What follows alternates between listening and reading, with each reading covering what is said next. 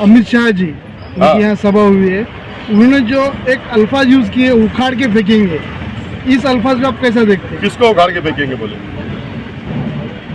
अल्फाज कैसा रहा? देख किसको बोले उखाड़ के मजलिस फेंकेंगे? वो मजलिस का तो ये बोलो ना। देखो मजलिस और बीजेपी एक सिक्के के दो पहलू है। आपने देखा होगा शोले में जब सिक्का उछालता है कौन? अमिताभ। तो एक उसके साथ दोनों तरफ टेल लिखा होता है। तो ये कांग्रेस बीजेपी और एमआईएम एक सिक्के के दो पहलू है। आपके शोले का सिक्का याद करो, वही सिक्के के पहलू है। हालांकि उखाड़ के फेंकूंगा ये इनको बोलते हैं, वो उनको बोलते हैं, ये मैच फिक्सिंग है। ये अगर इन्हों यहाँ पर एमआईएम को बोलेंगे तो पूरे महाराष्ट्र में उसका इफेक्ट पड़ेगा। ये एक सीट के लिए उनके बात करते हैं, ये महाराष्ट्र में पूरा और ये पूरे देश में ये बीजेपी को सपोर्ट करते हैं और बीजेपी के दलाल और बीजेपी के एजेंट है ये जितने भी लोग हैं। और ये पूरे हिंदुस्तान के अंदर महाराष्ट्र के अंदर लो ये बोलते हैं कि कांग्रेस को उखाड़ फेंकना है। कौन बोलता? अवैसी इम्तियाज। अगर ये कांग्रेस को अगर उखाड़ के फेंकने की बात करते हैं तो देश में कौन आएगा? इनकी पार्टी तो है ही नहीं। ये 2 सीट 4 सीट 6 सीट 8 सीट खड़े करते हैं। तो कांग्रेस को उखाड़ के फेंके तो बीजेपी आएगी ना, दूसरी कोई पार्टी तो है नहीं। ये उनके बारे में उखाड़ के फेंकने की बात करते हैं, ये इनके बारे में।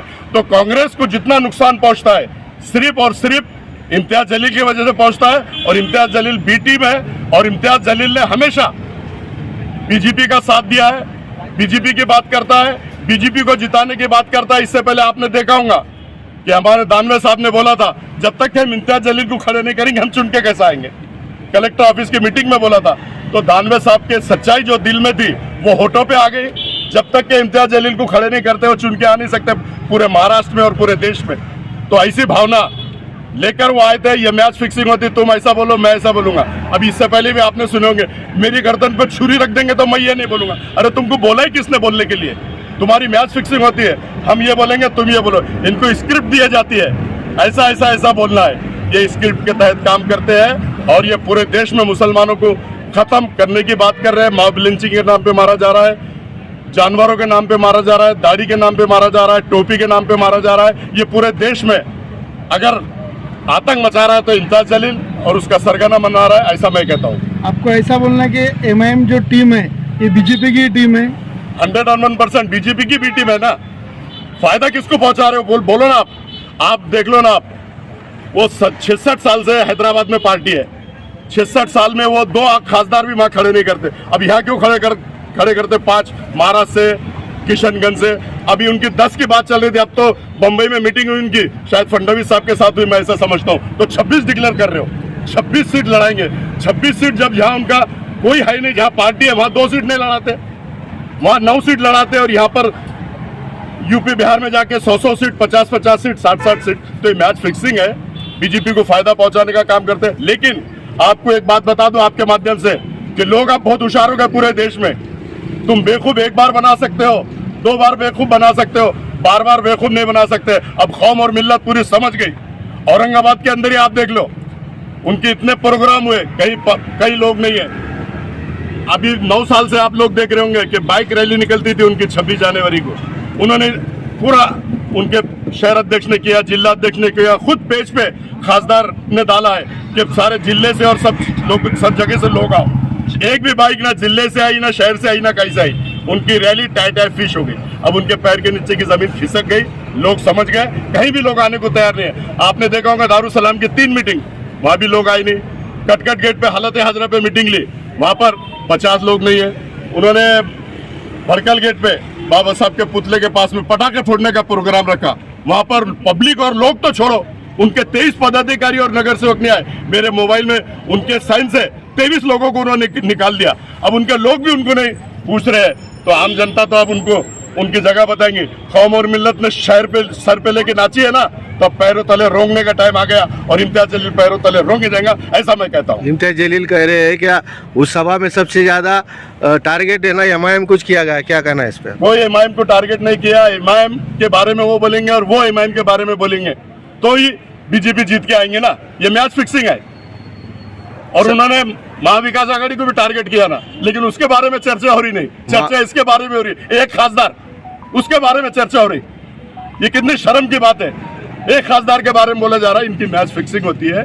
अमित शाह ये बोलेगा, फडणवीस ये बोलेगा, मोदी ये बोलेगा, असद अवीसी ये बोलेगा, अकबर अवीसी ये बोलेगा और इम्तियाज जलील ये बोलेगा। ये मैच फिक्सिंग है मेरे भाई। अब लोग समझ गए, लोग इनके झांसे में आने वाले नहीं, लोग इनको पूछ रहे नहीं। एक आखिरी सवाल है, क्या आने वाले इलेक्शन में सीधी सीधी लड़ाई इम्तियाज जलील अफसर खान की रहेंगी?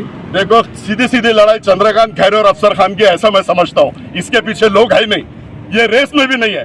आप देख लो ना शहर में कितने प्रोग्राम हो रहे हैं, लोग समझ गए इसके झांसे में आने वाले नहीं। इसने क्या किया कौम और मिल्लत के लिए, जिनके ऑटो पर चुन के आया उनके लिए क्या ऐतिहासिक काम किया। आज हम देख लो डॉक्टर रफीक जकारिया के ऐतिहासिक काम बता सकते हैं, तुम्हारे अंतुल्ला साहब का ऐतिहासिक काम बता सकते हैं। इसने क्या किया, ये रोड के काम करना, ये ड्रेनेज चेक करना, ये डिवाइडर का काम करना, ये मेरे पीए लोग करते हैं, ये नगर सेवकों का काम है।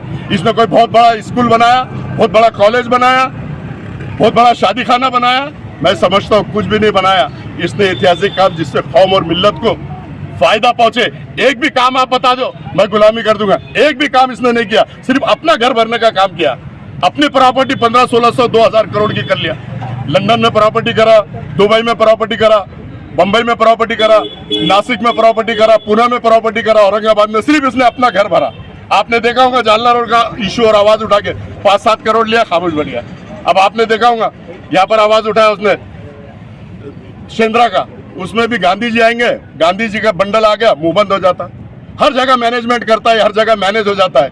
इसलिए इसने हर धंधे करके, हर लोगों को ब्लैकमेल करके 1600 से 2000 करोड़ कमाया। इसने अपना घर भरा। ये गांधी जी का पुजारी है, पब्लिकों का पुजारी नहीं है, पब्लिक का काम नहीं करता। और एक तुमने देखा होगा मौलाना आजाद रिसर्च सेंटर, मौलाना आजाद का हज हाउस में जो ओपनिंग हुई, और मौलाना आजाद रिसर्च सेंटर में, दोनों बातें मैं आपको बताता। मौलाना आजाद रिसर्च सेंटर में उसने बोला कि नशे का कारोबार मेरे जिले में, मेरे शहर में नहीं बल्कि पूरे हिंदुस्तान में मुसलमान लोग कर रहे हैं, और नशा करने वाले भी मुसलमान है। मतलब ये मुसलमानों को बदनाम करने का काम कर रहा है रिसर्च सेंटर के अंदर। और हज हाउस की ओपनिंग के दिन बोलता है कि मेरे को सत्तार भाई ने चुन के लाए, 70 भाई की वजह से मैं चुन के आया। अरे तो भाई तेरे को असद अवीसी का दही लेने गए थे, प्रकाश अंबेडकर तेल लेने के लिए गए थे, और जो कौम और मिल्लत ने वोट तेरे को दी वो क्या पापड़ बेल रहे थे क्या?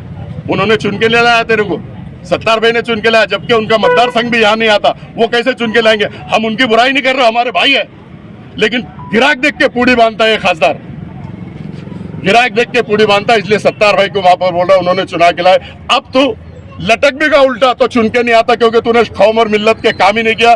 दलित समाज के पूरे वोट लिया। प्रकाश अंबेडकर साहब को बातें बोलता है कि आरएसएस से मिले वाले उनके पैर धो के पीना चाहिए तूने, प्रकाश अंबेडकर की और असद अवीसी की। तेरी हैसियत और औकात तो नगर सेवक बनने की भी नहीं है। नहीं तो तू असद अवीसी को बाजू रख, प्रकाश अंबेडकर साहब को बाजू रख, हैंड टू हैंड नगर सेवक जो वार्ड तू डिसाइड कर। अफसर खान वहां से तू और मैं अपक्ष लड़ेंगे, कौन चुन के आता देख। तेरी हैसियत क्या है और अफसर खान की औकात क्या है, ये लोग बताएंगे, ऐसा मैं कहता हूँ। सर एक आखिरी सवाल, अफसर खान साहब को हम खासदार के रूप में देख सकते हैं सर? देखो, अल्लाह ने चाहा तो आप खासदार भी देख सकते हैं, आमदार भी देख सकते हैं, क्योंकि लोग जिसके साथ होते हैं, माँ बहनों की दुआएं जिसके साथ होती है, मैं समझता हूँ कि यंग जनरेशन जितनी भी शहर में आज वो अफसर खान के साथ है, माँ बहनों की दुआएं अफसर खान के साथ है। और इसको अल्लाह की मारे, अब माँ बहनों की ऐसी बदुआ दी है कोर्ट के अंदर से, हाथ ऐसा उंगलियां तोड़े, इसको बदुआ है, ये कुछ भी कर लिया तो अब चुन के नहीं आता, ऐसा दावे के साथ कहता हूँ।